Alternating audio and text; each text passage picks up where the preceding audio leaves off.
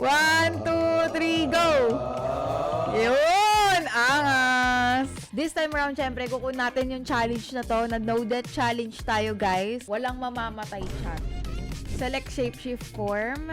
Hayop. May bear form. Ooh! So, pwede mong palitan. Right click. Aray ko ka. Oh, nice dodge! Ay, gagi! Ah! Ganda ng karakter na to. Ay, puta ako! Walang mamamatay chat.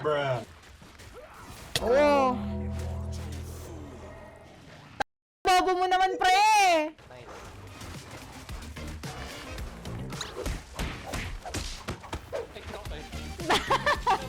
Boss pala to. Boss na. Uy, boss na ta. Never mind, hindi kaya. Wala akong bawa.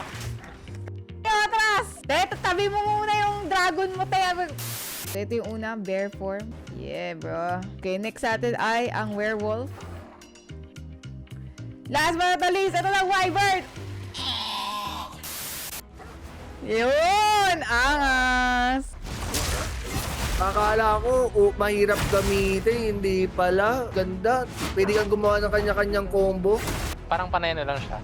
Element na rin. Tapos di ko alam na pwede pala siya mag-morph sa iba-ibang form. Para sa akin naman, yung Druid class, mas pina-excite niya yung Path of Exile 2 kasi syempre, hindi lang basta-basta yan. Bawat summon or bawat morph, sample, wolf, bear, and wyvern, may kanya-kanya silang weaknesses. So, nasa iyo yan kung paano mo isa-strategize. Kaya kailangan galingan mo, te. At syempre, mas marami pang skill na hindi pa namin na-unlock na mas exciting pa kami sa future kung ano yung mga skill na to.